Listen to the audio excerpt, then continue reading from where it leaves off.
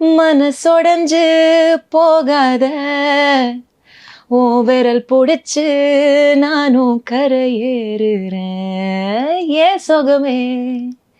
Seriously அது ஒரு சின்ன போர்ஷனாக இருந்தாலும் அவ்வளோ ஒரு கேட்சியாக அந்த வேர்ட் இன்னைக்கு வரைக்கும் ஒரு ட்ரெண்டியாக வந்து ஒரு போயிட்டுருக்கிற ஒரு சாங் அது அப்படின்னு சொல்ல போனால். எனக்கு அந்த சாங் எனக்கு ரொம்ப ஆக்சிடெண்ட்டாக தான் அந்த சாங் எனக்கு கிடச்சிது. அந்த சாங் ட்ரை பண்ணும்போது சந்தோஷ் நாராயண் சார் அவங்களோட ஸ்டுடியோலேருந்து கால் வந்தது. அப்போது நான் பாடும்போது அவரே இல்லை ஃபஸ்ட் டைம். ஸோ ஈஸியாக ரொம்ப கேட்சியான வேர்ட் அது. அப்படியே பாடிட்டு நான் கிளம்பிட்டேன். கொஞ்சம் ஒரு ஜஸ்ட் ஒரு 15 to 20 மினிட்ஸ் அது மாதிரி தான் ஆச்சு.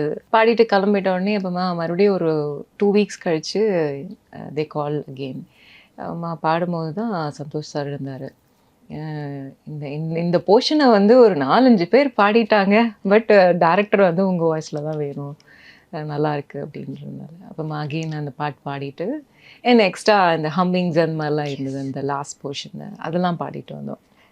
பட் அந்த டைமில் எனக்கு தெரியாது ரொம்ப பெரிய சாங். பட் எனக்கு என்ன ரொம்ப ஹாப்பினா என்னோடய ஃபேவரட் சிங்கர் பிரதீப் அவர் கூட பாடினது. பட் அவர் பாடி இருந்த ஸ்டைல் தான் வந்து என்னை ஃபாலோ பண்ண சொன்னார் சந்தோஷ் சார். ஸோ அந்த ஒரு கலோக்கியல் அந்த ஒரு ஸ்டைல் இருக்கணும் அப்படின்னு சொல்லிட்டு